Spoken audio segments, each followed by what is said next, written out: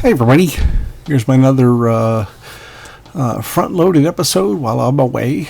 American Flagg. I've always been a fan of Howard Chaykin. Early on, his stuff was too un-Marvel-like for me. It wasn't the house style, but when I saw him do more and more stuff, specifically a character like Reuben Flagg or Dominic Fortune, characters he was invested in, I really got to like him more and more. And then he painted the graphic novel called Empire, which was with Samuel Delaney, and I just loved it. He also painted backup features, about 6 of them, for the Hulk magazine, around issue 20 through 26. And man, I recommend those. And those need to be reprinted post haste.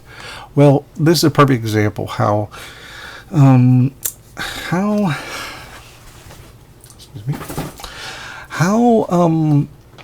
the graphics and advertising art and the angularity of just incredible graphics mix in with comic books. I bought the first issue just to see what was going on, and First Comics was coming out so much good stuff. You had Mike Grell doing John Sable, which I think is his best work.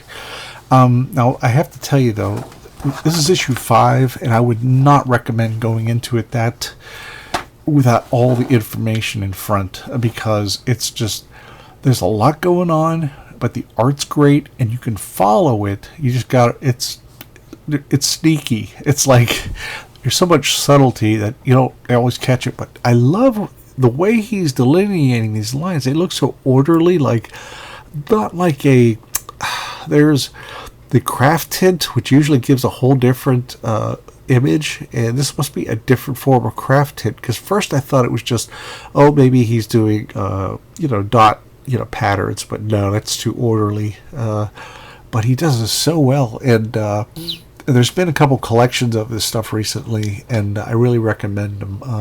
But I just wanted to show off how cool this book is. This guy, Reuben Flagg, he's a former porn star who becomes a Plexus agent, which is basically a hyped-up version of the cops. And up there he is, Mark Thrust. And, he has his fun and work, and he's trying to, like, that kind of stuff, like what was it? Accident. Just these odd, and then this was just, Frank Miller was doing this kind of stuff, others were, but he really went ape shit on this stuff. He had occasional assistance, but, he also, I have to tell you something. No, that's not him. There's so many different people with different agendas, but there's a lot of humor in it too. So it's really a fantastic book, but you got to read from the beginning, otherwise you'll be. I love this guy, Sam Luis Obispo, instead of San Luis Obispo. But it turns out that's one of his many names. So it's like there's a lot of people you can't trust. There's a couple dominatrixes, Mistress Veronica, Mistress Bettina. So yeah, there you go. You got the Archie gals there, and a little fun there.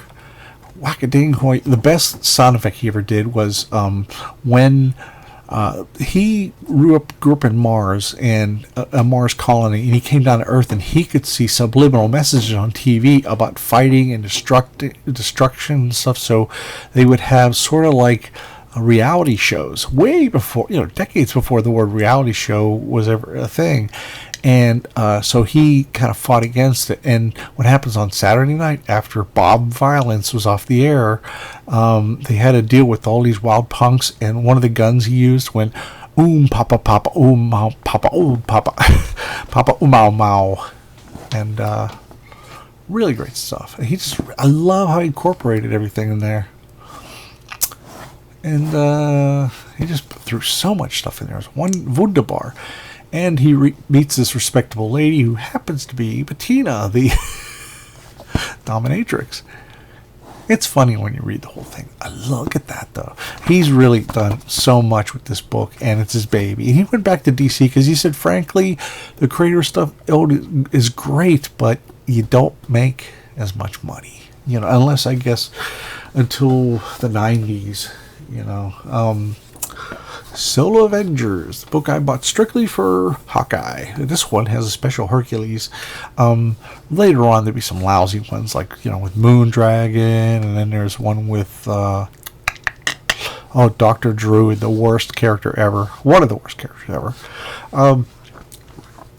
The opening is Tom DeFalco with the late, great Mark Bright on pencils. He died like only a month or two ago.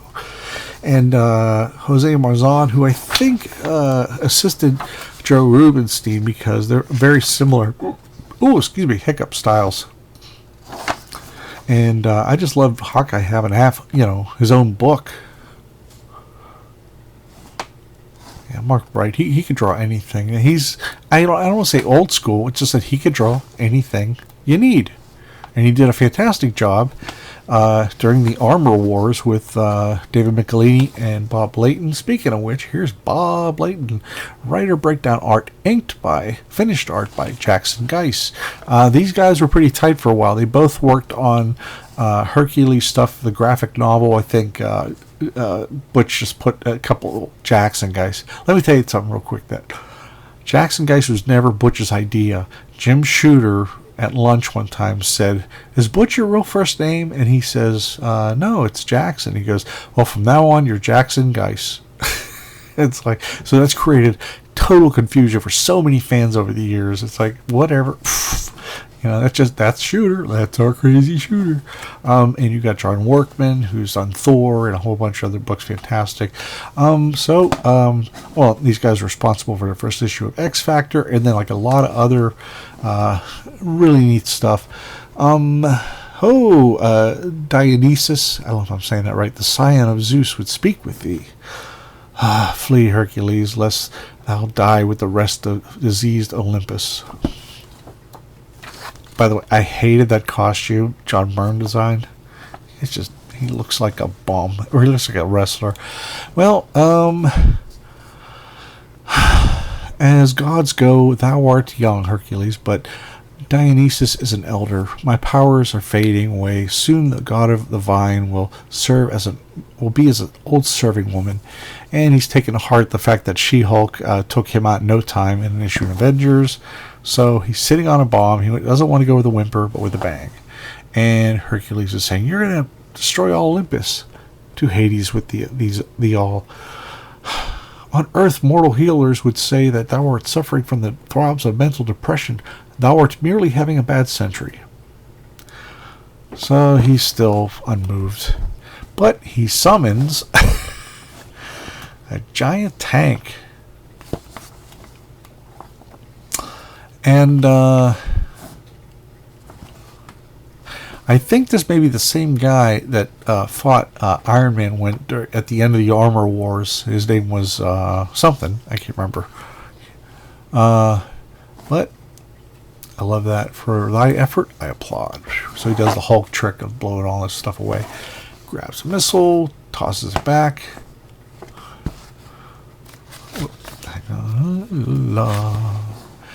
And so he gets zapped with a taser and a garret made out of adamantium, and he's choking Hercules. And what's his name, says, no, begone, mortal, and take thy destructive toy with thee.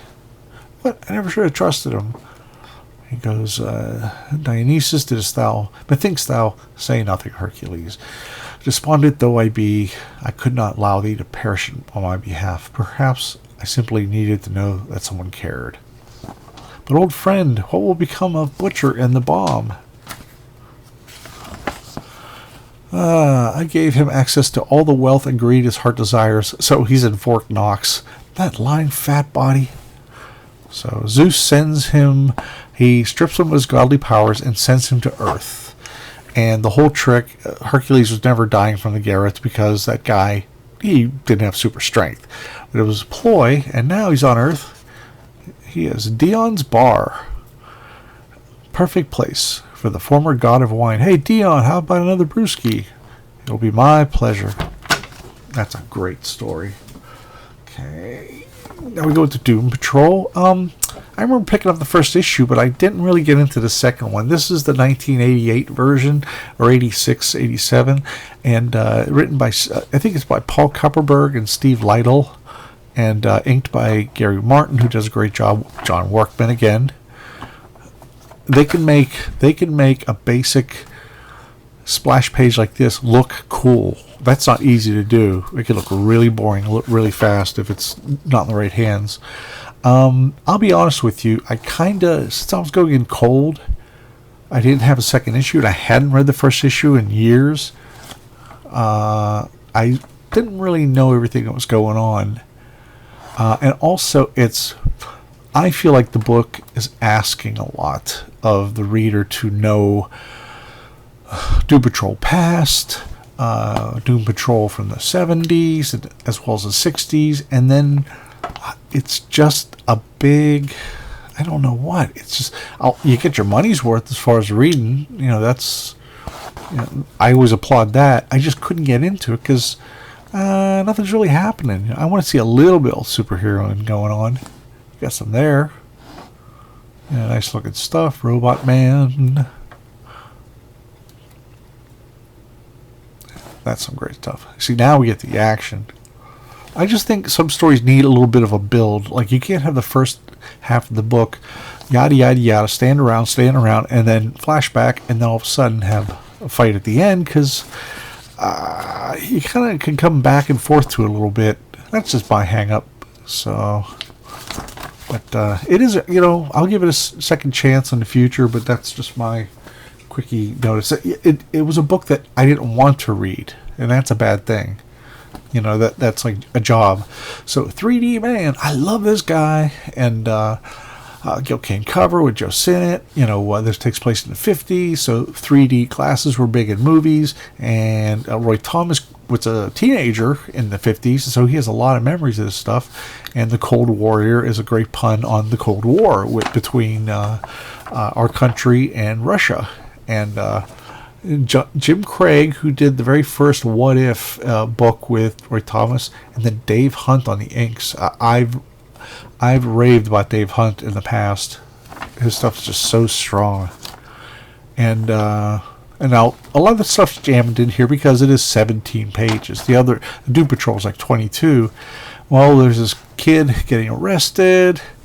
Turns out the Skrulls had hypnotized this crowd of kids, I don't know why, with the speaker, and 3D Man destroyed it. And this guy, Vince Rivers, who is like the Elvis substitute, or he could be there's so many other troublemakers from that era. He finds this one gadget and guitar and blows the hole in the wall. And I almost want to call him Nick Rivers, which is Val Kilmer's character in the movie Top Secret. It came out in 1984. I recommend it. It's made from the same people who did Airplane. Funny as shit. Really funny. And get yourself a Skrull. Although he's not purple, but I don't care. He looks better in blue, I guess. So that's fun. He has 3 times the strength of a man, runs 3 times as fast, that kind of stuff.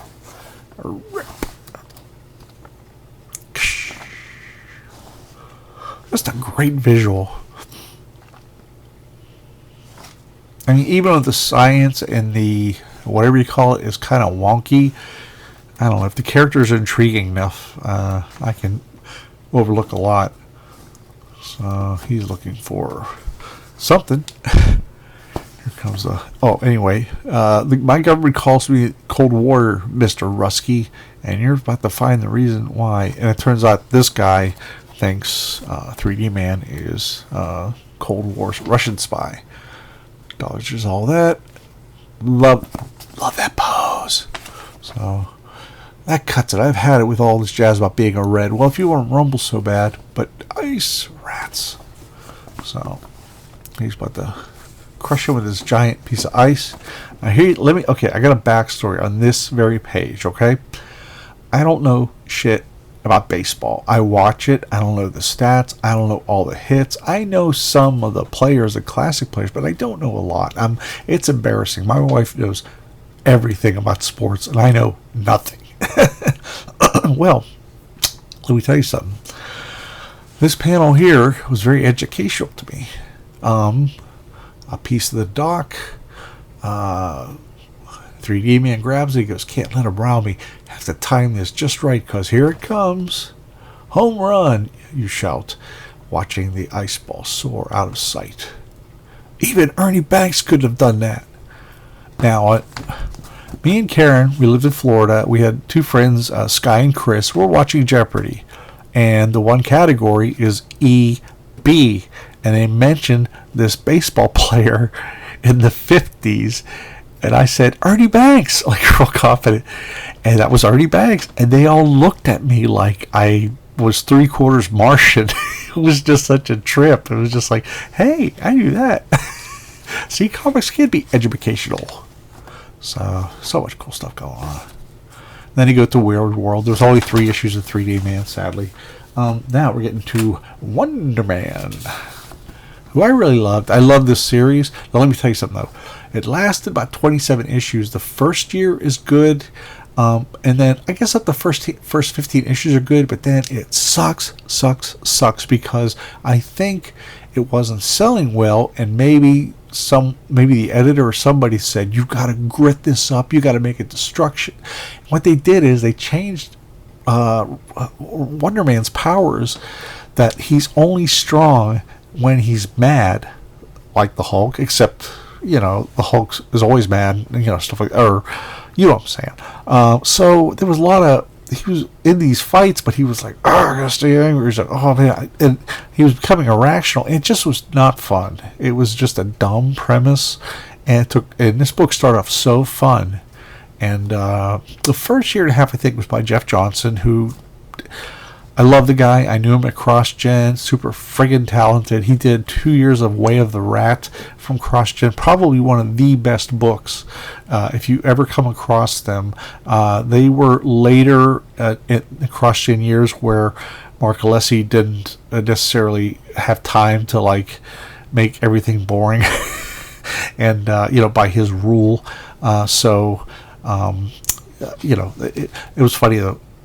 Way of the Rat, there was always supposed to be a companion character that had to do with this big shared world shit, and he wanted a hot chick. But instead, Chuck and Jeff came up with the idea of a talking monkey, and boy, they fought for hours in the office, and he got it, and he did it, and it turned out to be one of the best sellers. And then Mark Alessi made t-shirts of Popo the talking monkey. So it's kind of wacky. A little behind the scenes stuff there. Well, this is the Enchantress. I love LA. And this is when he decides to go all in on his acting. Jeff Johnson, inked by Terry Austin, who only did the first couple issues, but look at that. Such a fresh look. I had never seen, I don't know what Jeff Johnson's done before that. Or Jeff Johnson, sorry. That's magnificent.